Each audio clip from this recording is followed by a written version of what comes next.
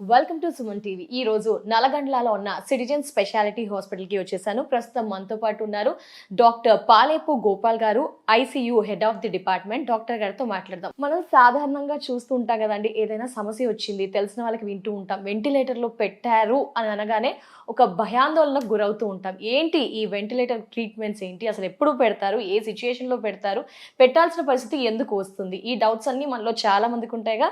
ఒకసారి డాక్టర్ గారితో మాట్లాడి అవన్నీ కూడా క్లియర్ చేసుకుందాం. సార్ నమస్తే sir. Thank you so much sir. First of all valuable టైంని మా కోసం స్పెండ్ చేస్తున్నందుకు.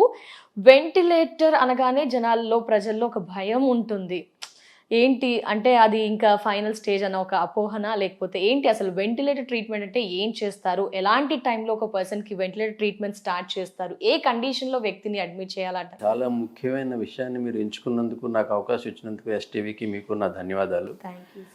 ప్రజల్లో వెంటిలేటర్ అనేది చాలా చెడు విషయము, వెంటిలేటర్ పెడితే ఇంక అంతమైపోయినట్టే అని ఒక తప్పు అవగాహన ఉంది. ఆ అవగాహన కరెక్ట్ కాదు. వెంటిలేటరు ప్రాణం రక్షించి వాయువు, ఆక్సిజన్ ఒంటికి పోసే ఒక సాధనం. అది ఆలోచించుకుని అవసరమైనప్పుడు మాత్రమే మా క్రిటికల్ కేర్ వైద్యులు పెడతారు. అయితే అది అత్యవసర పరిస్థితుల్లో పెట్టారా, లేక ఆలోచించుకుని ఇది సమాధానం పెట్టారా అన్న సమస్య మీద దాని అవుట్కమ్ ఆధారపడి ఉంటుంది. వెంటిలేటర్ సాధారణంగా పెట్టేది ఊపిరికి సంబంధించిన సమస్యలు తీవ్రమయ్యి దేహానికి ఆక్సిజన్ అందనప్పుడు ఆక్సిజన్ అందజేయడానికి పెడతాం. ఇటువంటి కండిషన్లో మనం వెంటిలేటర్ పెట్టినప్పుడు ఆ సమస్య ఎంత తొందరగా నివృత్తి అవుతుంది అన్న విషయము వెంటిలేటర్ నుంచి బయటకు వస్తారా లేదా అన్నదానికి సమాధానం చెప్తుంది. అయితే ఊపిరితిత్తులకి సంబంధించిన విషయాల్లో కూడా వెంటిలేటర్ పెట్టే అవకాశాలు చాలా ఉన్నాయి. పేషెంటు కోమాలో ఉన్నప్పుడు తలకి గాయం తగిలినా, తలలో బ్లీడింగ్ వచ్చినా, లేక హార్ట్ ఫెయిల్యూరు, హార్ట్ అటాక్ వచ్చి పేషెంట్కు రక్త ప్రవాహం అందక ఆక్సిజన్ అందనప్పుడు, పెద్ద పెద్ద ఆపరేషన్లు చేసినప్పుడు, ట్రాన్స్ప్లాంట్ లాంటి పెద్ద ఆపరేషన్లు చేసినప్పుడు, రోడ్డు డ్రామాలు అయినప్పుడు, ఇటువంటి పరిస్థితుల్లో కూడా వెంటిలేటర్ పెడతాం. అయితే వెంటిలేటర్ పెట్టినాక అసలు సమస్య తీరుతుండగా వెంటిలేటర్ నెమ్మదిగా తగ్గించుకెళ్తాం. దీన్ని వీనింగ్ ప్రాసెస్ అంటారు. ఈ వీనింగ్ ప్రాసెస్ నుంచి పేషెంట్ ఎంత తొందరగా బయటికి రాగలడు, ఎంత సక్సెస్ఫుల్గా రెస్పాండ్ అవ్వగలడు అన్న దాని మీద ఆయన అవుట్కమ్ ఆధారపడి ఉంటుంది. ఎప్పుడైతే క్రిటికల్ కేర్ వైద్యులు పేషెంట్ బృందానికి, పేషెంట్ ఫ్యామిలీకి వెంటిలేటర్ పెట్టమని చెప్తారో దాని కారణాలు క్లియర్గా వివరిస్తారు. వెంటిలేటర్ మీద భయంతో కొంతమంది ఫ్యామిలీస్ వెంటిలేటర్ పెట్టవద్దు అని రిక్వెస్ట్ చేస్తారు డాక్టర్స్ని. దానివల్ల చాలా మూల్యమైన టైం వేస్ట్ అయిపోతుంది. వేస్ట్ అయ్యి పేషెంట్ కండిషన్ డిటీరియేట్ అవుతుంది. సో ఇటువంటి కండిషన్లో మేమేమని చెప్తామంటే వెంటిలేటర్ పెట్టడం అత్యవసరము, ఇది ప్రాణం రక్షించే పరికరము, ఇది మనం పెడదామని చెప్తాం. నేను ఈ అవకాశాన్ని తీసుకుని మన స్నేహితులకి చెప్పేది ఏంటంటే, ఈ వింటున్న స్నేహితులకి డాక్టర్లు వెంటిలేటర్ పెడదామని చెప్పినప్పుడు క్లియర్గా అర్థం చేసుకుని దాని కారణము, దాని పర్యవసానము, పేషెంట్ బయటకు వచ్చే అవకాశం ఇవ్వడానికి తొందరలో నిర్ణయం తీసుకోవాల్సిన అవసరం చాలా ఉంది. అంటే దీని లైక్ ఫస్ట్ ఎయిడ్, ఒక ప్రథమ చికిత్స అనుకోవచ్చే. అత్యవసర చికిత్స, ప్రథమ అత్యవసర చికిత్స. ఎటువంటి దారి లేక ఆక్సిజన్ పెట్టినా కూడా, హై ఫ్లో ఆక్సిజన్ పెట్టినా, ప్రెషర్ మాస్క్ ఎన్ఐవి అంటాం, నాన్ ఇన్వేజివ్ వెంటిలేషన్ పెట్టినా కూడా బాడీకి ఆక్సిజన్ అందకపోతేనే మేము వెంటిలేటర్ పెట్టమని రికమెండ్ చేస్తాం. దీనికి ఆల్టర్నేటివ్ లేదు, దీనికి ప్రత్యామ్నాయం లేదు. అందుకని ఒక రెస్పాన్సిబుల్ వైద్య బృందం, ముఖ్యంగా క్రిటికల్ కేర్ ఎమర్జెన్సీ డాక్టర్లు వెంటిలేటర్ పెడదామని ఒక సజెస్ట్ చేసినప్పుడు దాన్ని పేషెంట్ ఫ్యామిలీస్ చాలా సీరియస్గా తీసుకోవాలని అవసరం. అక్కడ కాలయాపన చేసి మనము ఒకరోజు అరరోజు గడిపితే పేషెంట్ కండిషన్ ఇంకా డిటీరియేట్ అయిపోయి వెంటిలేటర్ పెట్టినా కూడా లాభం లేని పరిస్థితి వస్తుంది. ఉన్నాయండి, ఉన్నాయి. వెంటిలేటర్ అనేది ఒక కాంప్లికేటెడ్ ఎక్విప్మెంట్ అండి. దానికి స్పెషల్ ట్రైనింగ్ కావాలి. Intensive care, emergency medicine, anaesthesia డాక్టర్లకి ఈ ట్రైనింగ్ ఉంటుంది. అయితే సాధారణంగా జనాలకు తెలిసిన వెంటిలేటరు ఇది ఇన్వేజివ్ వెంటిలేటర్. అంటే పేషెంట్ ఊపిరితిత్తుల్లోకి గొట్టమేసి ఆ గొట్టం ద్వారా ఆక్సిజన్ ప్రెషర్ తోటి ఎక్కువ ఆక్సిజన్ పర్సెంటేజ్తో అందించే ప్రక్రియ ఇది. ఇది కాక గత 10-15 ఏళ్లలో నాన్ ఇన్వేజివ్ వెంటిలేటర్ వచ్చాయి. ఎక్కడైతే పేషెంట్కి మత్తు ఇవ్వక్కర్లేదు, పేషెంట్ మొహం మీద మాస్క్ ఒత్తి పెట్టి ప్రెషర్ ద్వారా ఆక్సిజన్ ఇచ్చాం.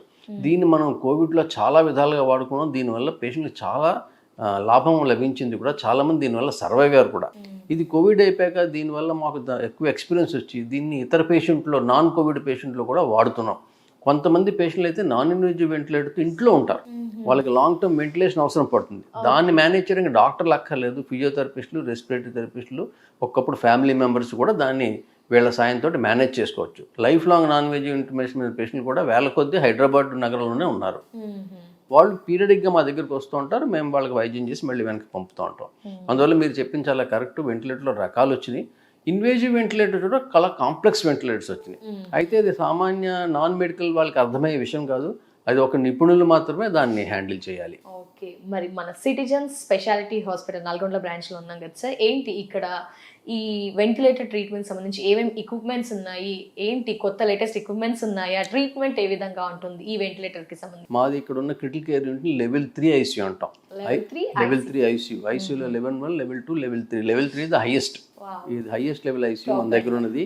ఇందులో అన్ని విధాలైన పరికరాలు, ఇంటర్నేషనల్గా మీకు ఏ హాస్పిటల్లో లభించిన పరికరాలు కానీ, నిపుణులు కానీ, టెస్టులు కానీ అన్నీ మా దగ్గర ఉన్నాయి. ఇందులో వెంటిలేటర్ ఒకటి. వెంటిలేటర్లో కూడా రకాలు ఉన్నాయి. అందులో హైయెస్ట్ అండ్ వెంటిలేటర్లు మన దగ్గర ఉన్నాయి. వెంటిలేటర్ కాక ఒకవేళ వెంటిలేటర్ వల్ల కూడా మనం ఆక్సిజన్ అందించలేకపోతే పేషెంట్కి ఎక్మో అనే పరికరం ద్వారా ఆక్సిజన్ అందిస్తాం. Extra corporal membrane oxygenation. రక్తాన్ని బయటికి తీసి అందులో ఆక్సిజన్ పెట్టి మళ్ళీ వెనక్కి పంప్ చేస్తాం. అది చాలా అడ్వాన్స్ పరికరం. అది కూడా మన దగ్గర రెగ్యులర్గా అవుతుంది. అందువల్ల అన్ని విధాల పరికరాలు ఉన్నాయి. మా విజ్ఞప్తి ఏంటంటే, ఒక పేషెంట్ని మా హాస్పిటల్కి, మా ఐసీయూకి, మా ఎమర్జెన్సీ డిపార్ట్మెంట్కి తీసుకొచ్చినప్పుడు డాక్టర్లు చెప్పేది క్లియర్గా అర్థం చేసుకుని అపోహలకి గురి కాకుండా, ఎందుకు చెప్తున్నారు డాక్టర్లు, ఇది ప్రాణం రక్షించే సమస్య అంటే మనం మ్యాక్సిమం పేషెంట్కి మనం రిజల్ట్ ఇవ్వగలం. ఒక చర్మ దశలో పేషెంట్ వచ్చినా అనుకున్న టైంకి అవకాశం అందించలేకపోయినా, వెంటిలేటర్ అవకాశం అందించకపోయినా ఆ రిజల్ట్ క్షీణించే అవకాశం ఉంది. అందువల్ల పేషెంట్కి మనం రిక్వెస్ట్ చేసేది, ఫ్యామిలీకి రిక్వెస్ట్ చేసేది ఏంటంటే, ఉన్న పరిస్థితి క్లియర్గా అర్థం చేసుకుని, అవసరమైతే మీకు తెలుసున్న శ్రేయోభిలాషుల ఒపీనియన్ కూడా తీసుకుని డాక్టర్లకి సమ్మతిస్తే, కన్సెంట్ ఇస్తే మేము ఎక్కువ ప్రాణాలు రక్షించగలం, తక్కువ రోజులు ఐసీయూలో పెట్టుకోగలం. అంటే ఇంత టైం పడుతుంది వెంటిలేషన్లో ఉంచడం కోసం, ఇంత టైంలో ఏమైనా చేయగలరు? సమస్యను బట్టి ఉంటుందా, సిచ్యువేషన్ బట్టి ఉంటుందా, వ్యక్తి కండిషన్ బట్టి ఉంటుందా సార్? ఇంపార్టెంట్ క్వశ్చన్ అండి. వ్యక్తి కండిషన్ బట్టి. ఎందుకంటే చాలా మందిలో వెంటిలేషన్లో ఉంచామంటే వాళ్ళు చాలా రోజులు ఉంచేసుకుంటారు, చాలా అమౌంట్ అవుతుంది అని ఒకటి కూడా ఎక్స్పెన్సివ్ అనేది ఉంది. దాని గురించి దానికి 2 విధాలైన మీకు వివరణలు ఇస్తాను. ఒకటి, వ్యాధి బట్టి ఎన్నాళ్ళు వెంటిలేటర్ అవసరం పడుతుంది. ఒక పేషెంట్కి for example life long lung disease ఉందనుకోండి, ఆయనకు ఒకసారి వెంటిలేటర్ మీద పెడితే తీసుకురావడానికి టైం పడుతుంది.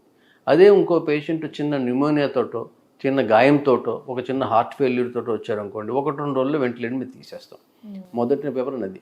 రెండో వివరణ, మీరు దానికి అయ్యే కాస్ట్ గురించి మాట్లాడారు. ఈవేళ వైద్యం అనేది ఖచ్చితంగా కొంచెం కాస్ట్తో కూడుకున్న ఇష్యూనే కాదన్న. సామాన్య మానవులు దాన్ని చూసి చాలా భయపడుతున్నారు కూడా. మేము కూడా భయపడుతున్నాం. అనవసరంగా ఖర్చు పెట్టిస్తున్నాం మా పేషెంట్ చేత. పేషెంట్కి మనం క్లియర్గా వివరణ ఇస్తూ ఉంటాం. కానీ రోజులు పెరుగుతున్న కొద్దీ ఖర్చు పెరుగుతుంది. ఏ ట్రీట్మెంట్ అయినా కూడా సరైన టైంలో ఎంత తొందరగా వీలైతే అంత తొందరగా అందిస్తే రోజులు తగ్గుతాయి, ఖర్చు తగ్గుతాయి. మనం దాన్ని డిలే చేసామనుకోండి, ఒక మందు కానీ, ఒక వెంటిలేషన్ కానీ, ఇంకొక ఆపరేషన్ కానీ చెయ్యమన్న తరుణంలో చేసుకోకుండా రోజులు వ్యాయాపం చేస్తే, కాలవ్యాపన చేస్తే రిజల్ట్ తగ్గుతుంది, రోజులు పెరిగితే ఖర్చు పెరుగుతుంది. సో ఖర్చు తగ్గించుకోవడానికి మార్గం ఏంటంటే సత్వర నిర్ణయం. డాక్టర్లు చెప్పింది సీరియస్గా తీసుకుని ఆలోచించుకుని సత్వరమే వాళ్ళకి కన్సెంట్ ఇస్తే, వాళ్ళు తొందరగా చేస్తే, అది వెంటిలేషన్ అవ్వచ్చు, ఆపరేషన్ అవ్వచ్చు, మందులైనా అవ్వచ్చు, కీమోథెరపీ అయినా అవ్వచ్చు, మంచి రిజల్ట్ తొందరగా వచ్చి ఖర్చు తగ్గి మనిషి తొందరగా బాగుపడిపోయి ఇంటికి వెళ్ళిపోయే అవకాశం ఉంది. Thank you so much sir. నమస్తే. థ్యాంక్ యూ సంధ్య గారు.